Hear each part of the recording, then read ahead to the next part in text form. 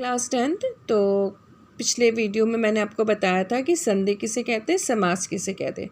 संधि दो ध्वनियों का मेल है, परंतु समास क्या है, दो शब्दों का मेल है। दोनों शब्दों के अर्थ अलग होते हैं और मिलकर जब वो बनता है तो एक नया शब्द बन जाता है जिसका अर्थ अलग होता है।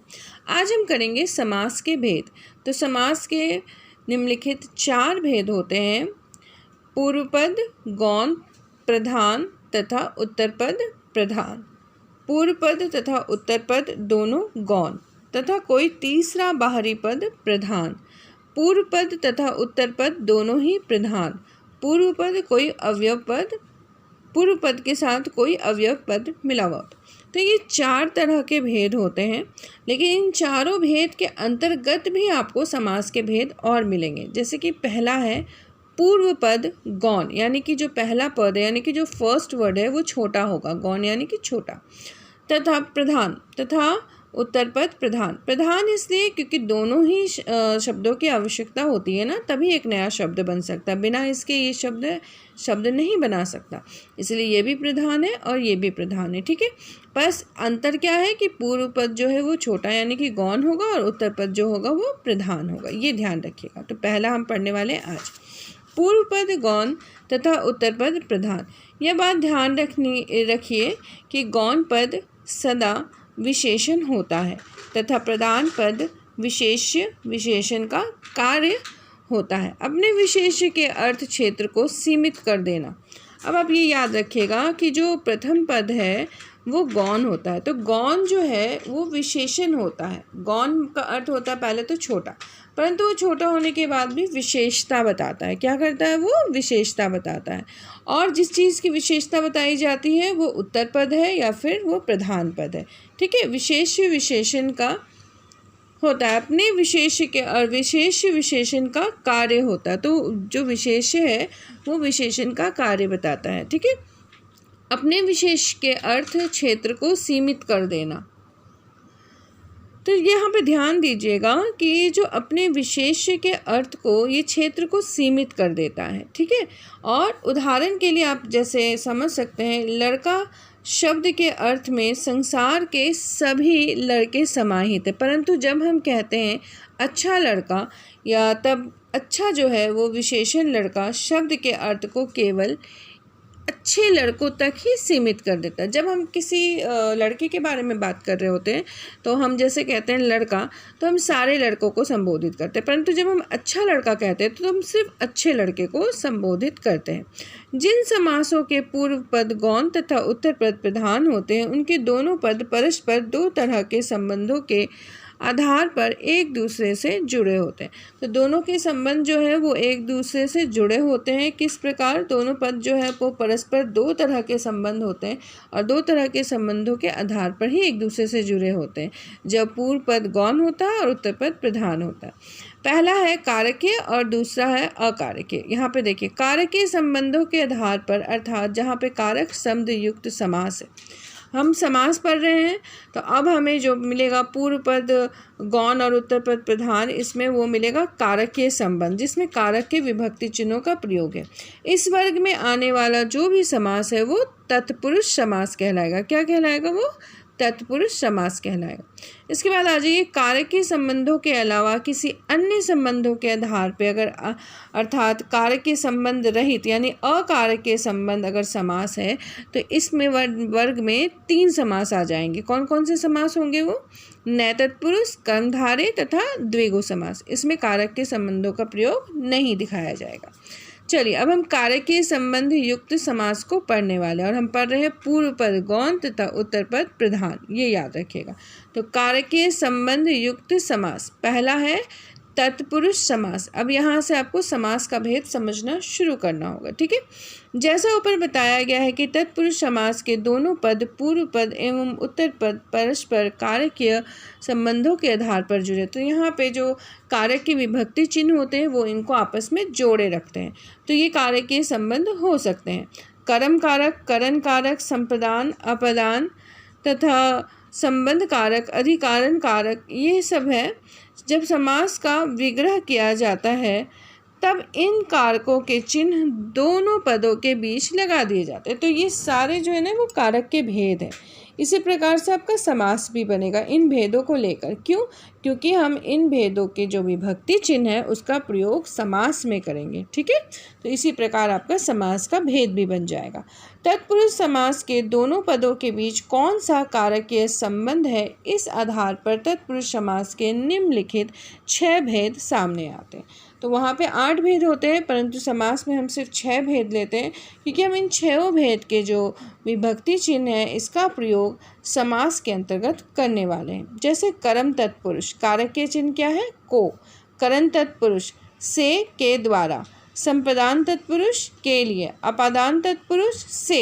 यहाँ पे अलग होने का अर्थ है और यहाँ पे साथ में होने का अर्थ है। इन दोनों का अंतर आप शब्दों को जब पढ़ेंगे तो आपको समझ में आ जाएगा। मैं वहाँ पे भी आपको एक बार हिंट कर दूँगी। संबंध तत्पुरुष, का, के, की, ये संबंध बताता है, इसीलिए इसका प्रयोग होता है। या फिर रा, रे, री, री। अधिकरण तत्पुरुष, में, पर, ऊपर आदि।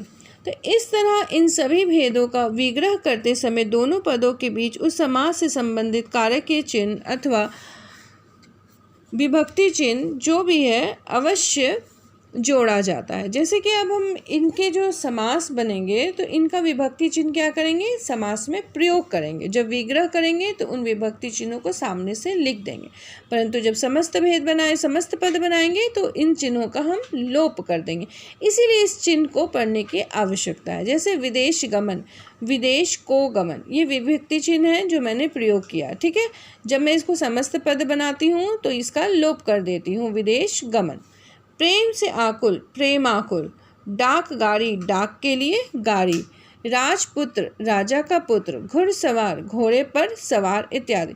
तो यहाँ पे देखिए ये जो पर, का, को, से, के लिए, ये सारे जो हैं ये विभक्ति चिन्ह हैं। इनका लोप हो जाता है जब हम समस्त पद यानी समास बनाते हैं, और जब हम समास विग्रह करते हैं तब हम इसे पुनः विस्थापित करके यहाँ पे लिख देते हैं। ठीक है, देखिए समस्त भेदों के अब आपको उदाहरण मिलेंगे। जितने भी अभी हमने भेद पढ़े हैं ना, इन सभी के आपको उदाहरण अब मैं बताऊँगी। जैसे कर्म तत्पुरुष, यहाँ पे चिन्ह क्या है? विभक्ति चिन्ह को। जैसे देखिए जेब कतरा, जेब को कतरने वाला, को विभक्ति चिन्ह है, तो आपने क्या पहचान लिया? ये कौन सा समास है? कर्म तत्पुरुष समास। यश प्राप्त, यश को प्राप्त, को कौन सा समास है? कर्म तत्पुरुष समास। सुख प्राप्त, सुख को प्राप्त। गगन चुंबी, गगन को चूमने वाला। ग्रामगत, ग्राम को गत। विदेशगत, विदेश को गत। स्वर्गगत, स्वर्ग को गत। परलोक गमन, परलोक को गमन। तो यहाँ पे को विभक्ति चिन्ह का प्रयोग किया गया, ये विग्रह में है, और जब हम समस्त पद बनाते हैं तो इसी को चिन्ह को हम लोप कर देते हैं, मतलब हटा देते हैं। लेकिन हम पहचानेंगे कैसे कि ये कौन सा तत्पुरुष समास है? कर्म तत्पुरुष है या करण है? तो हमें इसे याद करना होगा। कर्म तत्पुरुष समास का विभक्ति चिन्ह क्या है? को है। जैसे करण तत्पुरुष समास का विभक्ति चिन्ह क्या है? से के द्वारा है। ठीक है, तो कर्म को करण से के द्वारा, संप्रदान के लिए अपादान से, उसके बाद संबंध का के की, अधिकरण में पर। तो इस तरह से आपको इसके जो विभक्ति चिन्ह है इनको भेद के साथ याद भी रखना पड़ेगा। ठीक है, अब जैसे आ जाइए करण तत्पुरुष समास, से के द्वारा। यहाँ पे जो से है ये साथ मिलाता है, ये क्या करता है? दो शब्दों को एक दूसरे के साथ मिलाता है। परंतु एक और आएगा समास जिसमें से जो है वो अलग होने के अर्थ में प्रयोग किया जाएगा। ठीक है, तो प्रेमाकुल, प्रेम से आकुल, तो इसके पास प्रेम है, प्रेम से ये आकुल है।